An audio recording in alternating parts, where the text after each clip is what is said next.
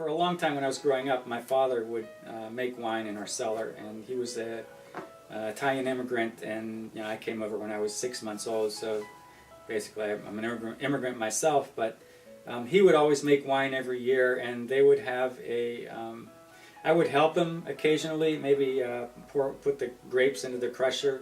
It was a manual kind of crusher, it was a crank thing. But I really didn't get heavily involved in making the wine. I was busy going to school and college, and oddly enough, it wasn't until he moved back to Italy when he was in his 60s, after he retired, that I thought, well, maybe I should start making wine myself. And it kind of snowballed from there. I started out doing it myself, maybe 10 gallons a year.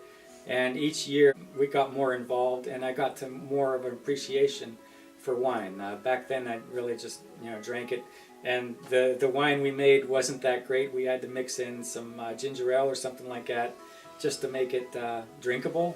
But we didn't know. We kind of assumed, hey, this is good stuff. My taste kind of evolved from there to want to explore other kinds of wines.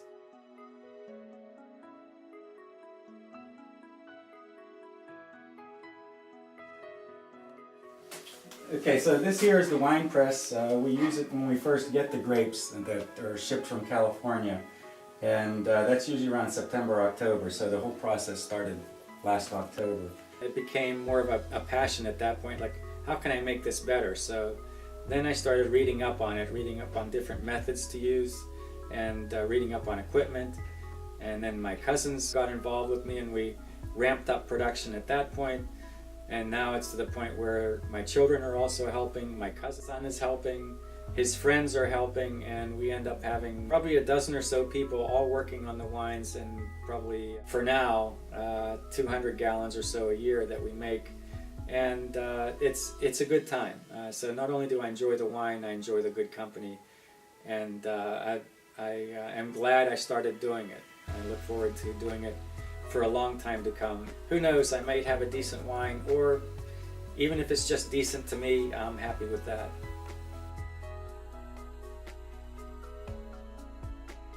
It was back in 2003, and at the time I had some fevers, and I had heavy nosebleeds, but I thought it was just due to overwork. So I had just a routine blood test, and the doctor said, hey, I think you should call this doctor at this other hospital. And I said, okay, when I get to it. 3 months later, that same doctor called. Did you ever call him? I said, no, I didn't have time. He said, you really should call him. So when I called and they answered, they said, this is the hematology clinic. I thought, oh, something's up here. And that's sort of went from there. That's how I found out. Probably the first thing that went through my mind was how much longer do I have to live? And also, how's it going to affect my family, my wife and my kids, because I had 3 young kids at the time. I was in my senior year at high school. I had just had a friend pass away from leukemia.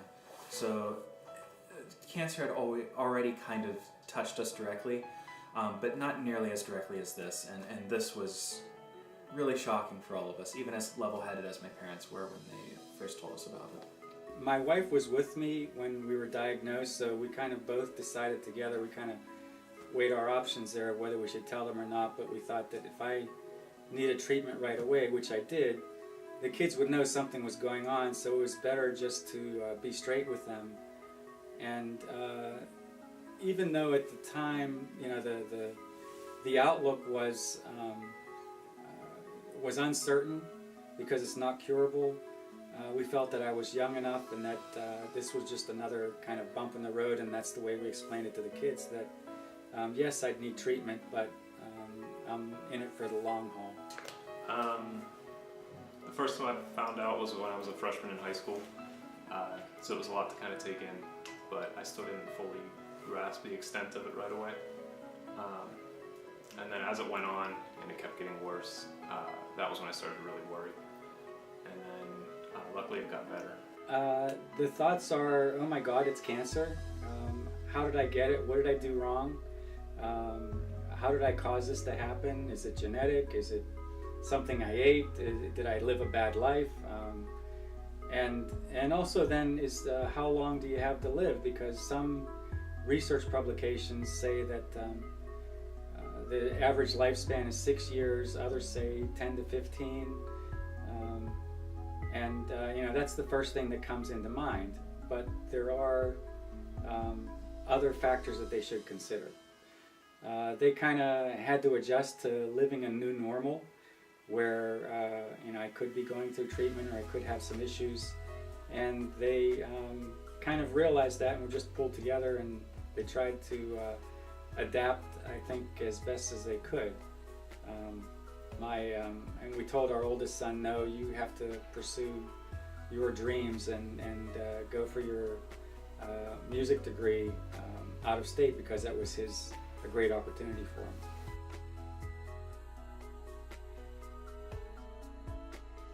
First step probably was to try to find out as much information as possible that I could about the disease.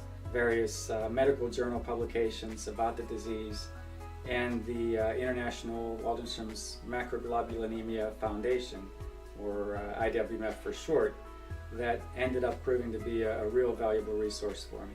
When my father was diagnosed, initially there was sadness, but he took it as an opportunity to completely change the way that he did some things, the foods that he ate, the diet that he pursued. And he also took it as an opportunity to study different forms of leukemia and his specific form, the research that was out there. If you invest yourself in not necessarily finding a cure, but finding a way to manage the disease, it can be managed and you can survive. And my father is living proof of that.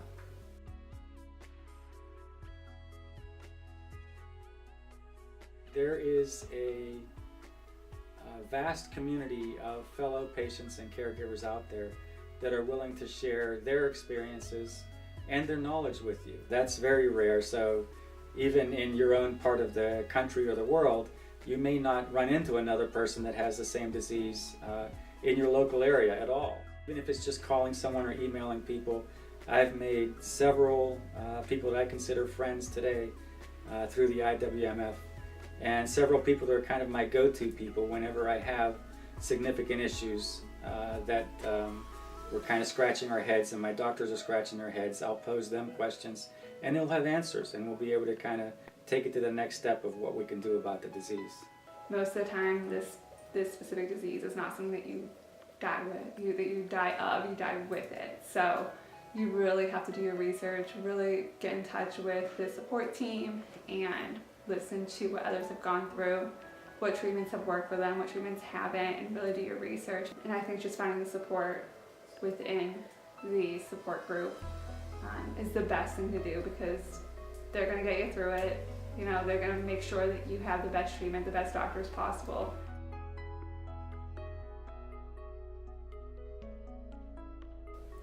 It can be controlled. It's not the end of your life.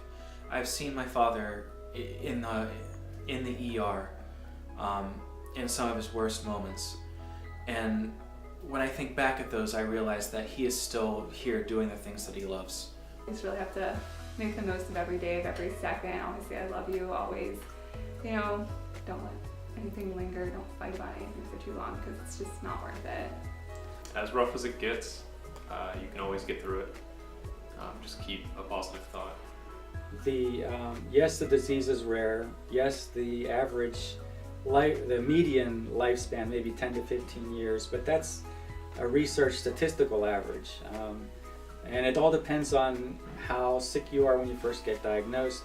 It depends on your age, your general physical well-being. So if you're relatively healthy, if you're aware of what your body can and can't handle, and you have a strong support system and go to see the right doctors, then there's no reason why you can't expect to live 20 or 30 years. And with the advancements that are happening in immunotherapies, chances are within the next 5 to 10 years there may be a cure.